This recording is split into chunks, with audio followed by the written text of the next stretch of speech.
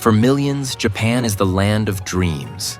A vibrant cultural hub, the birthplace of stories that move and inspire us. But behind every flawless manga panel and every beautifully animated frame, there lies a much darker reality.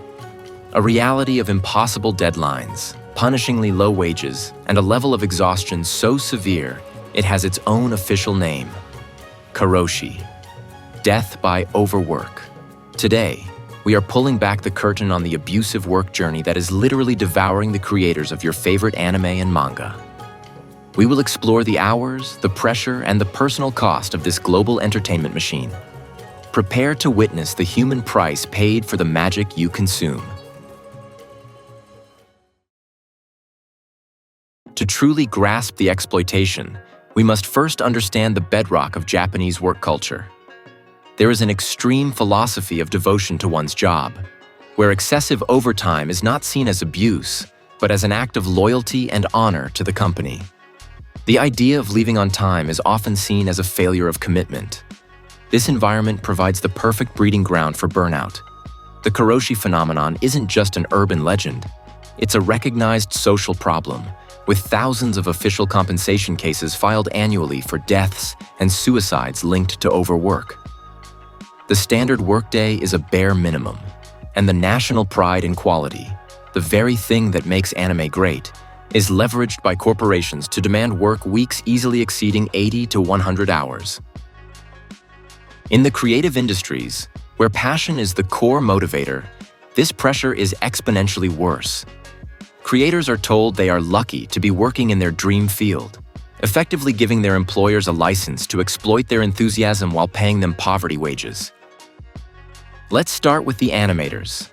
They are the base of the pyramid, the production line, and arguably the most exploited segment. Animation is an incredibly labor-intensive process. For every minute of footage, countless drawings are required. One animator doesn't just draw one picture. They draw hundreds of key frames and in-between frames for a single 22-minute episode. The core of the exploitation lies in the compensation model. Most entry-level and even mid-level animators are paid per frame drawn, not per hour worked. The industry standard payment? A shocking 200 Japanese yen, roughly $130 USD per frame. For a junior animator, it can take 10 to 15 minutes to perfect just one frame. Do the math. That translates into an hourly wage that is often below the legal minimum wage in major cities like Tokyo. When rent and basic living expenses are factored in, it becomes a literal impossibility to survive without chronic overwork. Many young animators are forced to take on part-time jobs just to afford their tiny, cramped apartments, only to return to the studio to work another 15 hours on their animation tasks. The deadlines are brutal. A typical production committee demands a finished episode in a few weeks.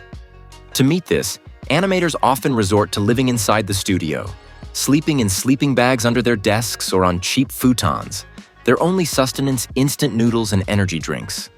It is tragically common for young animators to endure 20-hour workdays during crunch time, pushing their bodies to the brink of collapse just to keep the production moving.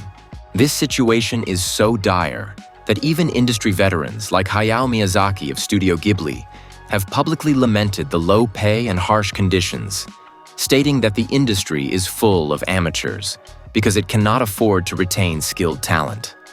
The current fast-paced, low-cost production model, fueled by insatiable global demand, simply requires this level of human sacrifice to function.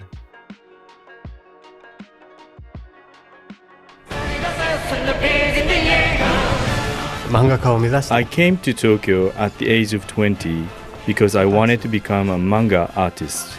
I got the idea for Attack on Titan from a computer game.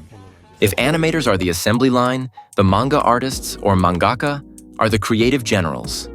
They shoulder the entire burden: the storyboarding, the plot, the character design, the script, and the final artwork. They are the industry's creative gladiators, bound by the unforgiving whip of the weekly magazine deadline. Consider this immense challenge.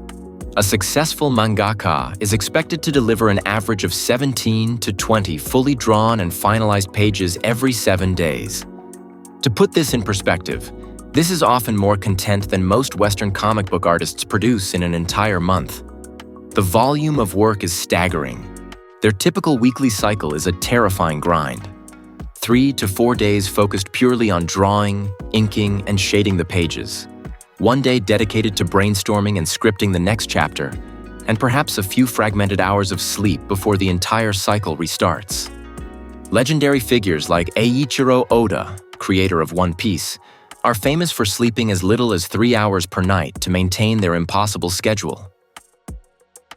They rely heavily on a small team of assistants, who themselves work grueling hours for modest pay.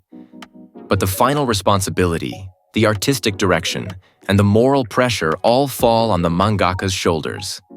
Failure to meet the deadline means disappointing millions of fans, a catastrophic drop in the magazine's rankings, and potential financial ruin through cancellation. The cost of this artistic endurance is often the mangaka's health. Stories abound of creators collapsing at their desks, suffering from severe chronic illnesses, and having to put their beloved series on indefinite hiatus. The physical toll, back problems, chronic wrist pain, and total mental exhaustion is simply the price of admission for success in this field.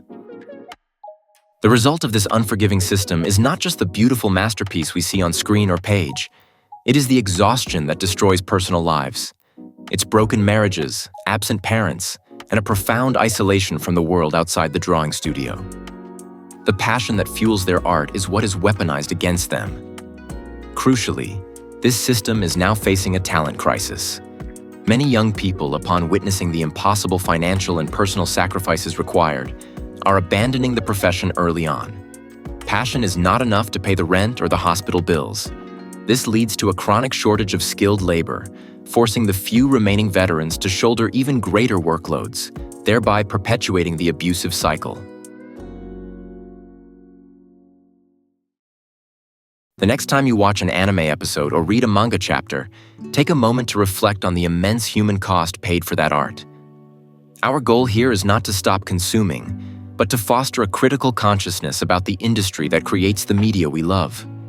The change will only come through collective pressure from the global audience demanding better wages, reasonable deadlines, and organized labor reform within the industry itself.